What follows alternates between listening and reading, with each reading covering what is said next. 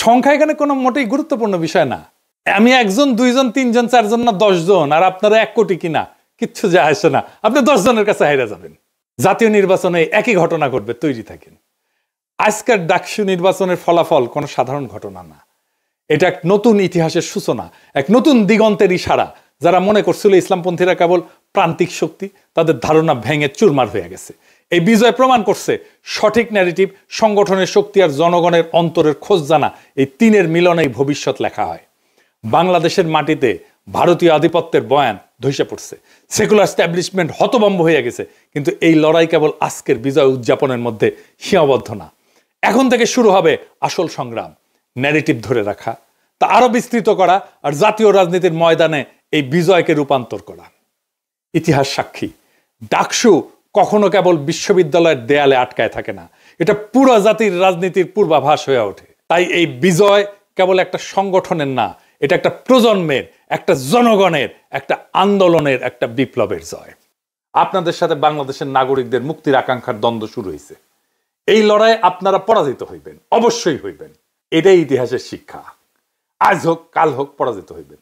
Indian salsa খাইয়া যারাই বাংলাদেশের রাজনীতি করতে আসবে ধ্বংস হয়ে যাবে। যেই আসুক, যত বড় দল আসুক, মাথাতে রেখেন, কামে দিবে। যত কৌশল নেন আমাদের বিরুদ্ধে, কোনোটাই কোনো কাজে দিবে না, কোনোটা কোনো কাজে দিবে না। তো বলছিলাম, যত কৌশলই নেন না কেন, কোনোটাই কাজে দিবে না, কাজে দেয় নাই। ভারতীয় বয়ান জয় বাংলা হয়ে গেছে। ইন্ডিয়া যে হারছে সেটা নিজুম মজুমদারের আহাজারিতে শোনেন। ইলেকশনের আগে সে বাক্য ঝাড়ি ছিল, সে বলছিল যে ওরাও হারবে, আপনারাও হারবেন, মানে বিএনপি করছে আর কি। শুনেন, শুধু আপনার বিবেচনার উপর একটু ছেড়ে দেই। Now it is your call, it's your take. সিদ্ধান্ত আপনার। কালকে নির্বাচন, প্রশ্নের জবাবটা আপনারাই দিয়ে দেন। যদি জামাত শিবির নির্বাচিত হয়, হেরে গেছি, আপনারাও আমরাও সম্মিলিতভাবে। প্লিজ হেরে যায়েন না। তো বিএনপি কেন এইভাবে দুর্বল হয়ে গেল? হাসিনা বিরোধী লড়াইয়ে হাসিনার ন্যারেটিভ ভাঙায় বিএনপির কোনো ভূমিকা ছিল না। আর কালেকটিভ লড়াইয়ে বিএনপির সংখ্যা ছাড়া কোনো ইন্টেলেকচুয়াল ইনপুট ছিল না। এটা সত্য। এটা বিএনপির পছন্দ হবে না, কিন্তু যাই হোক, এটা সত্য। এটা বিএনপি বুঝতে পারেনি, নিজেও বুঝতে পারেনি, জনগণও বুঝতে পারেনি যে বিএনপির ইন্টেলেকচুয়াল ইনপুট নাই। 5ই আগস্টের পর ক্রেডিট নেওয়ার পালা চলছে, কে কত বড় মাস্টার মাইন্ড তার হিসাব করছে। এই কাজগুলো আমরা করতাম, ন্যারেটিভ বিল্ডিং এটা আমরা করতাম। এবং বিএনপি যখন থেকে আমাদের কাছ থেকে দূরে সরে গেছে, হিসাব করে দেখেন, তখনই বিএনপি দিগ্ভ্রান্ত হয়েছে আর জনসমর্থন কমতে শুরু করছে। আমি বলতেছি না যে আমাদের জন্যই কমছে, বরং কমছে এই কারণেই যে আগে আমরা যে ন্যারেটিভ তৈরি করতাম, এটা তো বিএনপির জন্যই করতাম। ফ্রি করতাম, ডিফেন্ড করতাম তো বিএনপিরই, ফ্রি।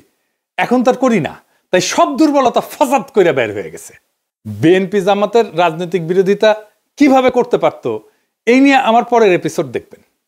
এখন জামাত কইতে পারেন, দাদা আপনি এইভাবে স্ট্র্যাটেজি কইয়া দিতেছেন, ভয় নাই, কইয়া দিলেও শুনবে না ওরা, আর যদি শুনেও তাতে আপনাদের ক্ষতি নাই। রাজনীতির জ্ঞান বিএনপির লবডাঙ্কা হইলেও ইগো আছে টনটনা, 16 আনার উপরে 18 আনা। এখন প্রশ্ন হইল, বিএনপি কেন এই রাজনৈতিক অবস্থান নিল? কারণ বিএনপি ডরাইতেছে যে ইসলামপন্থীরা ইমার্জ করছে, লীগ আর বামেরা না থাকলে সে এটা সামলাইতে পারবে না।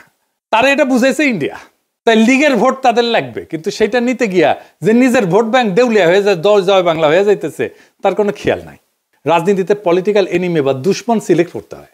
আওয়ামী লীগ বিএনপির দুশ্মনের মর্যাদাও দিতে চায় নাই, সে তার দুশ্মন বানাইছিল জাতীয় পার্টিকে, গৃহপালিত দুশ্মন আর কি।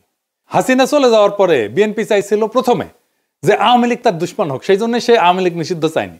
আওয়ামী লীগ দল নিষিদ্ধ হওয়ার পরে সে চাইছে জাতীয় পার্টি তাদের দুশ্মন হোক, মানে বিরোধী দল হোক। এটাও ইন্ডিয়ার প্রেসক্রিপশন। তারা কখনোই চায় নাই জামাত বিরোধী দল হোক, এমনকি এনসিপি হোক। এখন নিজেরই বিরোধী দল হওয়া লাগবে। এখন শিবিরের এই বিজয়, ডাকসুতে বিজয়, কি অর্থ বহন করে বা এটা কোথায় যাইতে পারে? এই ডাকসুই আগামী সরকারের ছায়া, যদি সে রাজনৈতিক দল ক্ষমতায় যাওয়ার জন্য তৈরি থাকে। 1971 ঠিক আগে তোফায়েল আহমেদ জিতছিল, আসম আব্দুর রব জিতছিল ছাত্রলীগ থেকে। তারপরেই আসছে 71-এ মুজিবের ক্ষমতা নেওয়া, 1990-এ আমানুল্লাহ আমার খোকনের জেতা, একই রকম। তাই এইবারে ডাকসুতে ছাত্র শিবিরের বিজয় এটাই বলতেছে আগামীর জাতীয় নির্বাচনে বিএনপির বিজয় এখন অনিশ্চিত। এনসিপিও আর রাজনীতিতে জায়গা করে নিতে পারবে না। তবে ধরেন মুজাহিদুল ইসলাম সেলিমরাও জিতছিল ডাকসুতে, মাহমুদুর রহমান মান্নারাও জিতছিল, কিন্তু জাসদ বাসদ বা সিপিবি ক্ষমতায় গেছে, যায় নাই কেন? আর কখন এই ডাকসু আগামীর ক্ষমতার রাস্তা হয়ে ওঠে আর কখন হয় না, সেই হিসাবটা জানতে হবে। আপনি যদি এই বিজয়কে ক্ষমতা পর্যন্ত নিয়ে যেতে চান, প্রত্যেকটা পদক্ষেপ এখন হিসাব কইরা মাইপে ফেলতে হবে। আমি বিজয়ের আনন্দে আত্মহারা হইতে নিষেধ করছি, কারণ আগামী কাল থেকেই শত্রুরা বিপুল বিক্রমে ঝাঁপায় পড়বে আমাদের উপরে। প্রচুর টাকা পয়সা নিয়ে, বাজেট নিয়ে, পুরো সেকুলার স্ট্যাবলিশমেন্ট ঝাঁপায় পড়বে। প্রথম আলো, ডেইলি স্টার নিয়ে এই লড়াইটা জিততে হবে, আমরা এটা জিতবো। বাঙ্গুয়েলুট সেকুলার স্ট্যাবলিশমেন্ট জানে না আমরা কই দিয়া কেমনে চাপা মার দিব, কিন্তু আমরা দিব, এবং আমরা ওদের সাথে আগায় আসছি। ওরা চলে ডালে ডালে, আমরা চলি পাতায় পাতায়।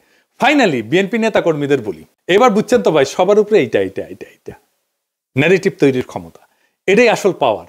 আমার কমেন্ট বক্সে এসে গালি দিয়ে, আমারে নিয়ে ট্রল কইরা রাজনীতিতে গোল্লা খাইবেন বারে বারে। পলিটিক্যাল পাওয়ারটা তৈরি হয় মানুষের অন্তরের খবর জানার মধ্যে দিয়ে, আর তার ভিত্তিতে রাজনৈতিক কৌশল তৈরিতে। ঈদ মোবারক। ছাত্র শিবির বিপুল ভোটে ডাকসুতে জিতছে। এই বিজয় ছাত্র শিবিরের না, এইটা মজলুমের বিজয়। আমি 20 আগস্ট লিখছিলাম গত মাসে, ডাকসু নির্বাচন নিয়ে আমার প্রেডিকশন বলি, ছাত্র শিবির ভিপি জিএস সহ বেশিরভাগ আসনেই জিতবে। হলগুলোতে কিছু আসন ভাগাভাগি হবে। শিবিরের বিজয় হবে ফেনোমেনাল, ভোটের তফাৎ হবে প্রচুর। এই নির্বাচন শেষ পর্যন্ত বাঙ্গু সেকুলার স্ট্যাবলিশমেন্ট হইতে দেবে কিনা, এটা দুশ্চিন্তা। খুব খারাপ কিছু ঘটায় নির্বাচন স্থগিত করে দিতে পারে। বিশেষ করে বামেরা শেষ মুহূর্তে নির্বাচন বয়কট করতে পারে। একটা ইসলামপন্থী দল ফেয়ার নির্বাচনে জিতে আসবে, এর চাইতে বড় দুঃস্বপ্ন বাঙ্গু প্রগতিশীল বা ভারত বা পশ্চিমাদের নাই। কিন্তু ঠিকভাবে নির্বাচন হইলে এইটা ফলাফল হবে বাংলাদেশের রাজনীতিতে সুদূর প্রসারী। সেটা শুধু বাঙ্গু প্রগতিশীলরা না, সম্ভবত ইসলামপন্থীরাও ঠাউর করতে পারতেছে না। যা বলছিলাম তাই হয়েছে, তাই না? এই ফলাফল বাংলাদেশের সেকুলার স্ট্যাবলিশমেন্টের জন্য এক ভয়ানক দুঃসংবাদ। পুরা সেকুলার স্ট্যাবলিশমেন্ট কিন্তু দাঁড়াইছিল শিবিরের বিরুদ্ধে, শেষ রক্ষা হয় নাই। এখন আসেন আমরা দেখি এই ফলাফল আসলে কি বার্তা দিচ্ছে। বার্তা হইতেছে বাংলাদেশে ইন্ডিয়ান ন্যারেটিভ পুরোপুরি পরাস্ত হয়েছে। আলহামদুলিল্লাহ, বাংলাদেশে এই প্রজন্ম যতদিন থাকবে ততদিন ইন্ডিয়ান ন্যারেটিভ আর মাথা তুলতে পারবে না। কিন্তু ছাত্র দলের পরাজয়কে অবশ্যম্ভাবী ছিল না। ছাত্রদল এই নির্বাচনে জিতে যাইতে পারত, ডাকসু তাদেরই হইতো। হয় নাই কারণ তাদের নির্বুদ্ধিতা, রাজনৈতিক অপরিপক্কতা এবং বেকুবের মতো আত্মবিশ্বাসের কারণে তাদের এই ভরাডুবি। বিএনপির এই ভরাডুবির পেছনে আছে বিএনপির কান্ধে চেপে বসা কিছু রাজনীতির জ্ঞানহীন মানুষ, অপদার্থ মানুষ।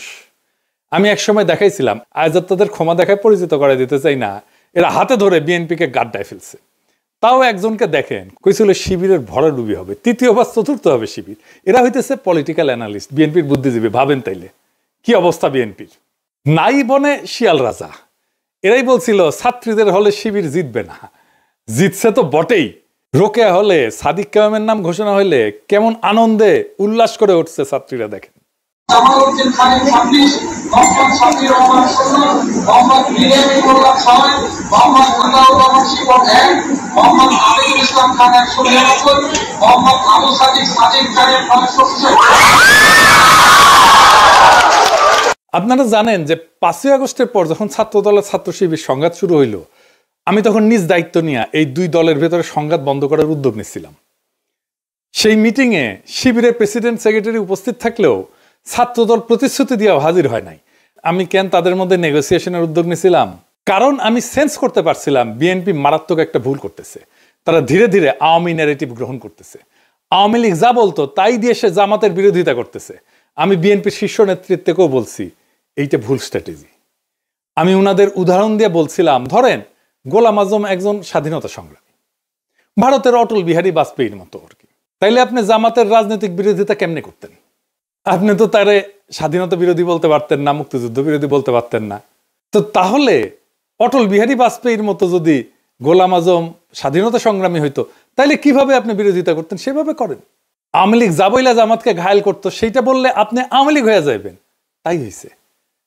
আপনি জামাতকে রাজাকার, স্বাধীনতা বিরোধী, পাকিস্তানপন্থী কিছু বইলাই দমাইতে পারবেন না, উল্টা জামাতের লাভ হবে, হয়েছে না?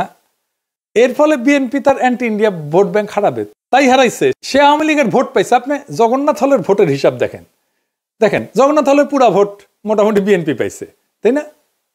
তো তার মানে সে আওয়ামী লীগের ভোটটা নিছে আর নিজের ভোট হারাই ফেলছে। আর জামাত কি করছে? যে anti India vote bank intact রেখে সেকুলার ভোট টানার কৌশল নিতে পারছে। বিএনপি যতবার মুক্তিযুদ্ধ 1971 এই বলে জামাত শিবিরকে আক্রমণ করবে, ততবার জামাতের অ্যান্টি ইন্ডিয়া ভোট আরো বাড়বে। জামাত যে বাংলাদেশে অ্যান্টি ইন্ডিয়া রাজনীতির সবচেয়ে বড় কামেল এজেন্সি, এটা বেশি স্ট্যাবলিশ হবে। বাংলাদেশের প্রধান দ্বন্দ্ব বিএনপি ধরতে পারে নাই। প্রধান দ্বন্দ্ব নিয়ে আমি অনেকবার বলছি, আমি এই বিষয়ে বলছিলাম যে বিএনপির এই আওয়ামী মুক্তিযুদ্ধের রাজনীতি পরাজিত হবে। আমি বলছিলাম, শোনেন এডিটর সাহেব একটু শোনায় দেন আমার আগের থেকে দ্বন্দ্বটা, আবার শুনলে আবার মনে হবে যে কি বলছিলাম। শোনান এডিটর সাহেব। একটা সমাজে নানা রকম দ্বন্দ্ব থাকে। একটা নদীতে যেমন নানা ধরনের স্রোত থাকে, একটা না অনেকগুলো স্রোত থাকে, ছোট বড় মাঝারি, তেমন সমাজেও থাকে। যেমন ধরেন আমাদের দেশে ধনী গরিবের একটা দ্বন্দ্ব আছে না, সেকুলার আর ধর্মবাদীদের একটা দ্বন্দ্ব আছে না, ইংরেজি জানাদের সাথে বাংলা মিডিয়ামের দ্বন্দ্ব আছে না, শহর আর গ্রামের দ্বন্দ্ব আছে না? আছে। শহরের লোকেরা তো গ্রামের লোকদের তাচ্ছিল্য করে খ্যাট বলে, তাই না?